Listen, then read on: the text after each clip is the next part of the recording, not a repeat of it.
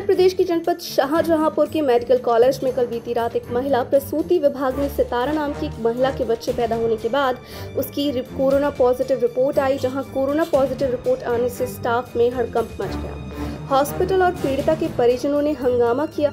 महिला जिला अस्पताल के मौजूद उनके स्टाफ ने डिलीवरी के बाद कोरोना रिपोर्ट की बातें छुपाई, जिसमें स्टाफ और इंचार्ज द्वारा मामला छुपाने का बात सामने आई।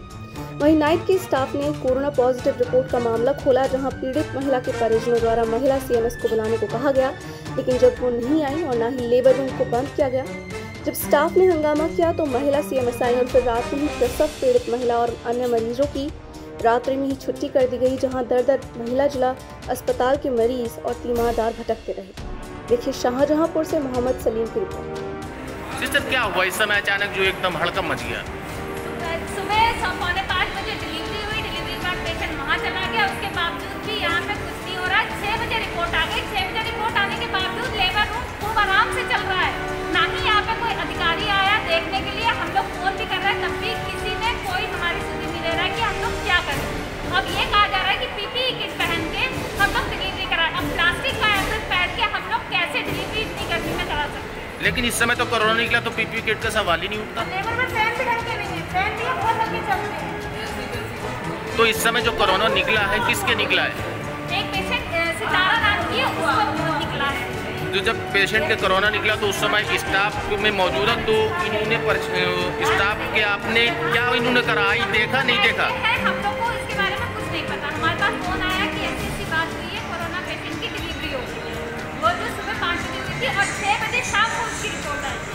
जो अर्ली मॉर्निंग की स्टाफ था उसके नाइट वालों में भी उनकी डिलीवरी। तो इस समय तो शाम के में आप आई हो तो आपको तो खतरा है। अब बताइए क्या? तो आपने कहा नहीं सीएमएस साहब से? सीएमएस मैम से हम कह चुके हैं, उन्होंने कहा कि पेशेंट ना लिए जाए, बस उन्होंने यही कहा। लेकिन इस समय ये प्रसूति विभाग तो खुला हुआ है और आप लोग किया हो। गलती है ना, मैम को आना चाहिए और बंद कराना चाहिए। खुला था जब 6 बजे पता चल गया, 6 बजे ही बंद हो जाना चाहिए। 8:30 बजे तक काम हुआ है। आप बताइए हम लोग अपनी जान जोखिम में डाल के कैसे काम करें? पेशेंट पीएमसी क्या पेशेंट खुला हुआ पेशेंट काफी मरीज लेते हुए हैं।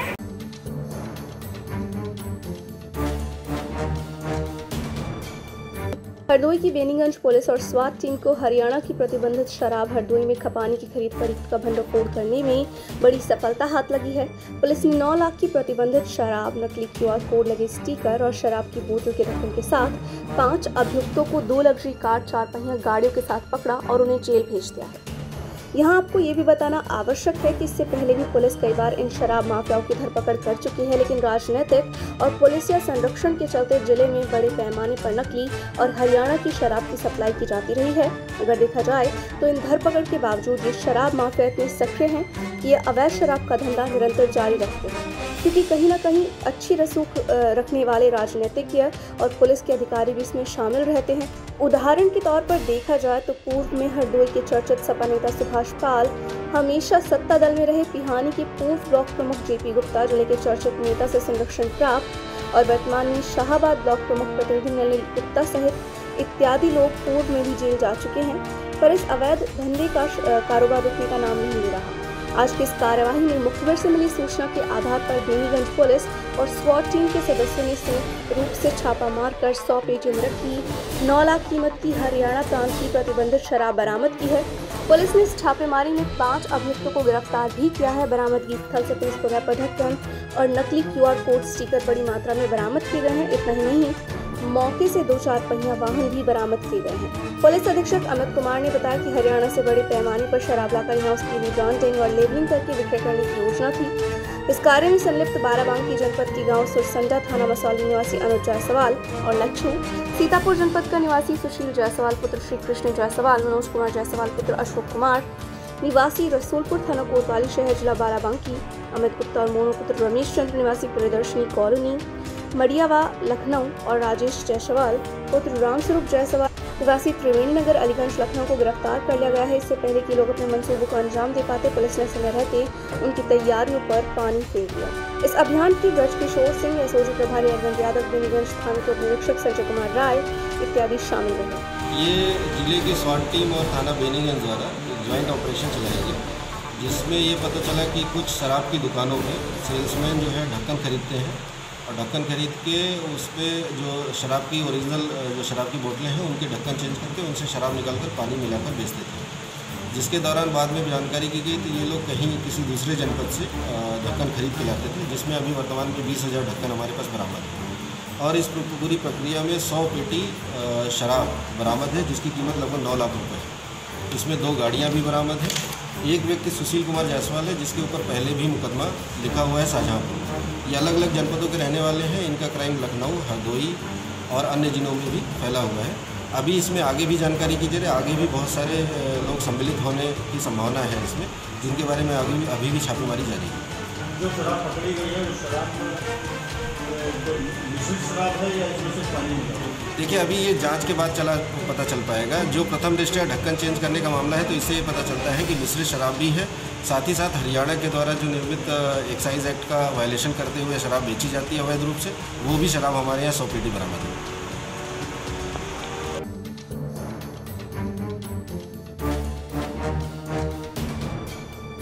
उत्तर प्रदेश के फर्रुखाबाद, कमालगंज, रक्षाबंधन और बकरीद को लेकर पीस कमेटी की बैठक में सख्त हिदायत दी गई कि किसी भी कीमत पर खुले में कुर्बानी नहीं दी जाएगी। इसके साथ ही खुले में मीट ले जाने पर भी पूर्ण रूप से पाबंदी होगी।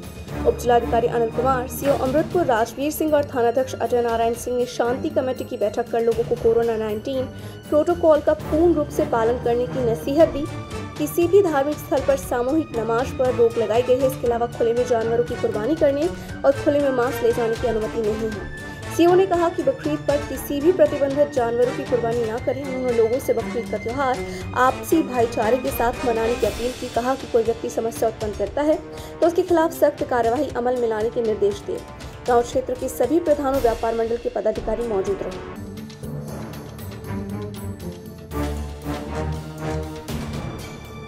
घाटनगर में पिकअप और पल्सर बाइक में आमने सामने टक्कर हो गई। बाइक सवार युवक की मौके पर ही दर्दनाक मौत हो गई। मृतक युवक बलरामपुर जिले का बताया जा रहा है। पिकअप का ड्राइवर गाड़ी छोड़कर भाग गया। युवक की पहचान करने में पुलिस जुट चुकी है। भवानीगंज पुलिस ने शव को कब्जे में लेकर पीएम के लिए भेज दिया है। भवानीगंज थाना क्षेत्र के असाधरपुर चौराहे पर यह दर्दनाक हादसा हुआ है।